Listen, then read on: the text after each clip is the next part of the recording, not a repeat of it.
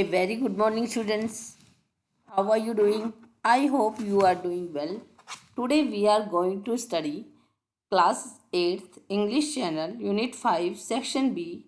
Name of the chapter is Small Steps for Big Changes. Students, just like the name of the chapter suggests that जो आपकी छोटी छोटी कोशिशें हैं, छोटे छोटे स्टेप्स हैं, उनकी वजह से एक बहुत बड़ा चेंज आ सकता है. तो let us read this chapter. Have you ever helped anybody? When and how? How did you feel after you helped the person?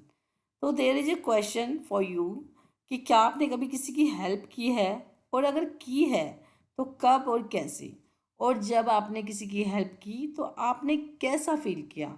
Obviously students, when we help others we feel good, we feel better, we feel positive, we feel optimistic. तो ये सब एक और बहुत अच्छा लगता है जब हम किसी की हेल्प करते हैं. तो चलिए आगे पढ़ते हैं चैप्टर में क्या है. The holidays were about to begin. Saket and Salil Jajodia from Bengaluru wanted to do something useful.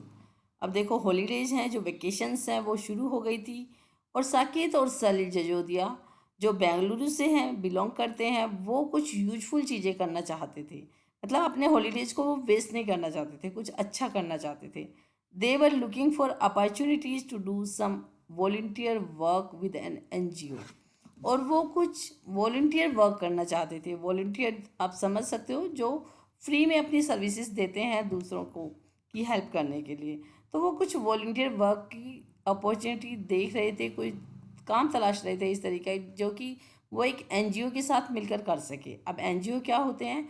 NGO होते हैं नॉन गवर्नमेंटल ऑर्गेनाइजेशन, जो गवर्नमेंट की हेल्प थोड़ी बहुत मिलती है उनको, लेकिन वो गवर्नमेंट ऑर्गेनाइजेशन नहीं होते.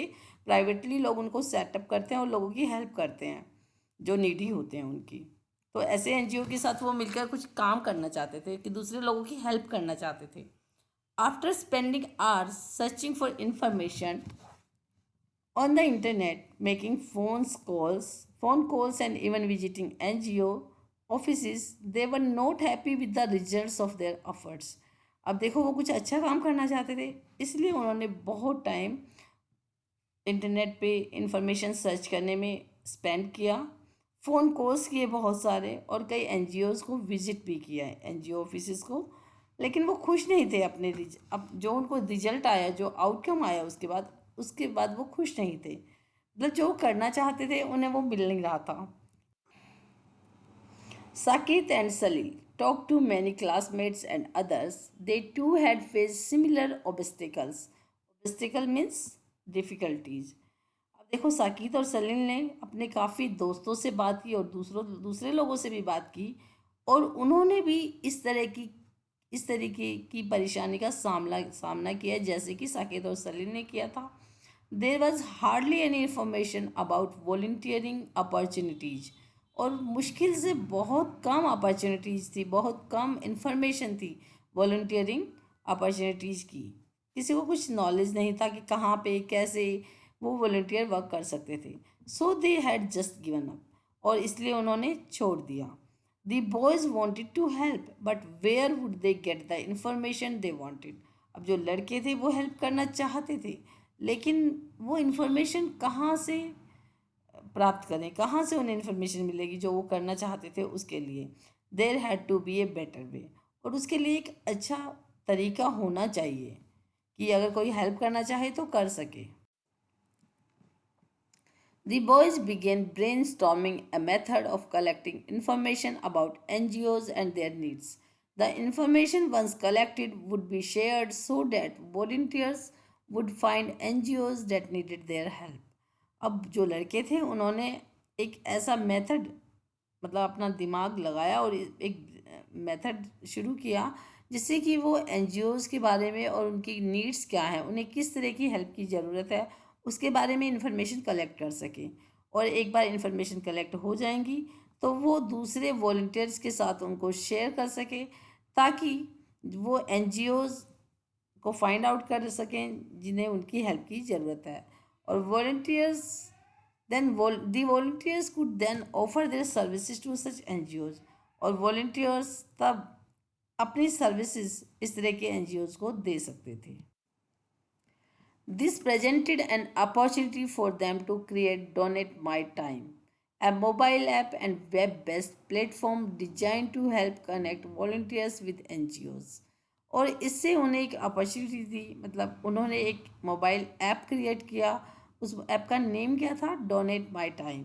और एक वेब बेस्ड प्लेटफॉर्म डिजाइन किया ताकि वॉलंटियर्स एनजीओ के साथ कनेक्ट हो सके और उनकी हेल्प कर सके। Initially, the idea was to create a simple spreadsheet like an Excel sheet which with all the informations of the various NGOs and their contact details.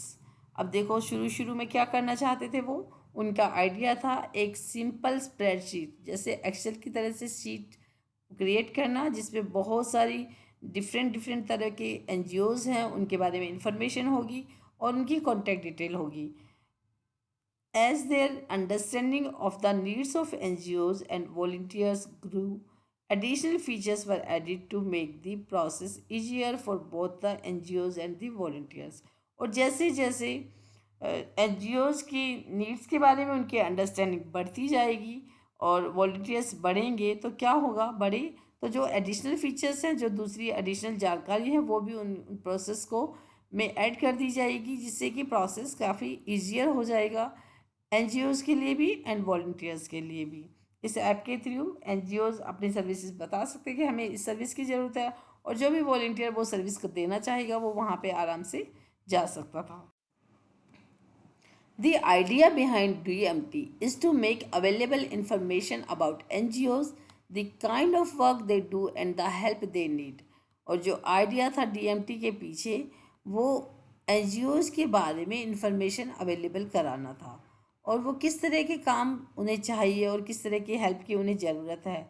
It also aims to help people overcome fear and doubt about the genuineness of NGOs। Genuineness means truthfulness कि NGO सही है या नहीं है। अब देखो इससे क्या होगा, उन्होंने एक मोबाइल ऐप क्रिएट कर दिया था। इससे क्या होगा कि लोगों में जो डर है NGOs के प्रति कि वो सही है क्या नहीं है, तो उनके जो फियर और डाउट है वो भी ख़त्म हो जाएंगे। Connecting volunteers to NGOs next door makes it easier for them to share their special skills and experiences. और वॉल्टियर्स को NGO से कनेक्ट करना उनके लिए वो ईजियर बनाता है जिससे कि वो अपनी स्पेशल स्किल्स और एक्सपीरियंसेस को NGOs के साथ शेयर कर सकें। Saket and Salil believe that volunteering enables people to show compassion and empathy towards less fortunate ones. Compassion means sympathetic, pity means empathy also the same, aware of and sharing another person's feeling experience, मतलब दूसरों के साथ सद्भावना दिखाना, अच्छी भावनाएं दिखाना। तो इस तरीके से साकेत और सलील क्या बिलीव करते थे, वो बिलीव करते थे कि जो वॉलंटियरिंग है वो लोगों के साथ, वॉलंटियरिंग के द्वारा वो लोगों को अपनी सहानुभूति दिखा सकते हैं, अपनी सद्भावना उनके साथ शेयर कर सकते हैं, एम्पैथी एंड कंपैशन शेयर कर सकते हैं, जो कि लेस फॉर्चुनेट है, मीन्स जो लोग इतने अच्छी किस्मत वाले नहीं हैं, मतलब जो गरीब हैं, है ना, जो परेशान हैं। They feel that encouraging people to do acts of kindness will bring about a positive change in society. और उन्होंने महसूस किया कि जो लोगों को दया के काम करना, अगर दया के काम करने के लिए एनकरेज किया जाएगा, लोगों को बढ़ावा दिया जाएगा, तो क्या होगा, सोसाइटी में एक पॉजिटिव चेंज आएगा। They also believe that like themselves there could be a million more sincerely wanting to donate their time to be agents of change. और देखो वो ये भी बिलीव करते थे कि उन्हीं की तरह बहुत सारे, मतलब मिलियंस बिलियन, बहुत सारे मिलियन लोग हैं जो कि सिंसियरली अपना टाइम डोनेट करना चाहते हैं और चेंज का कारण बनना चाहते हैं, मतलब वो भी सोसाइटी में चेंज लाना चाहते हैं, एक positive change. 17-year-old Ananya Saluja's greatest reward is to see faces light up with happiness.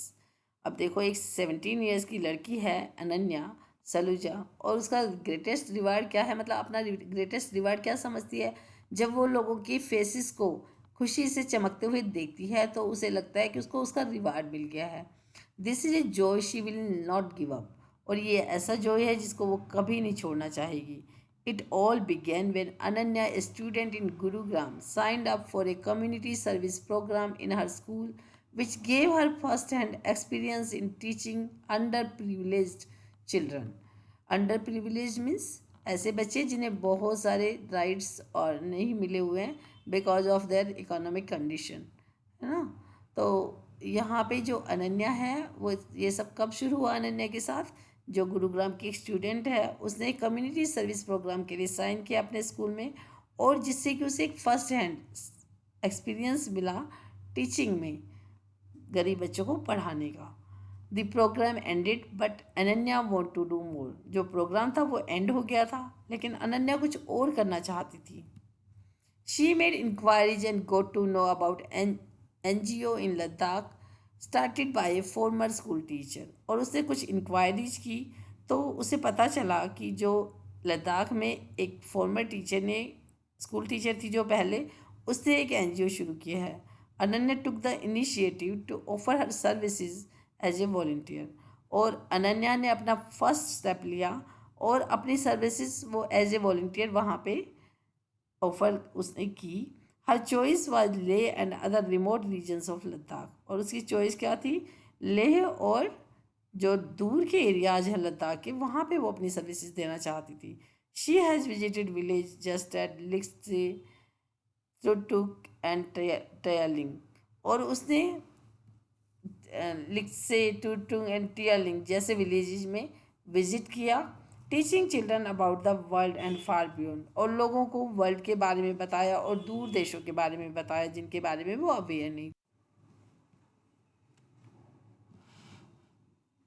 For the past 3 years, she has been visiting the Ladakh regions, sharing her skills as a volunteer, either teaching or helping set up libraries. And में visit कर रही है, अपने skills को share कर रही है as a volunteer. या तो उनको पढ़ा रही है या तो फिर लाइब्रेरी और प्लेग्राउंड सेटअप, छोटे छोटे गाँव में प्लेग्राउंड और लाइब्रेरी सेटअप करने में हेल्प कर रही है. The experience has reinforced her desire to do all she can to make the children's lives better.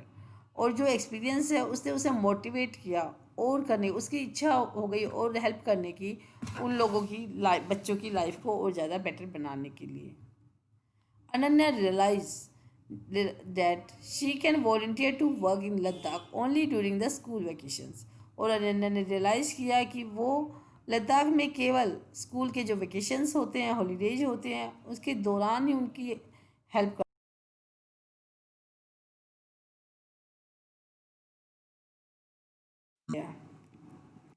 So, is it a once in the year effort?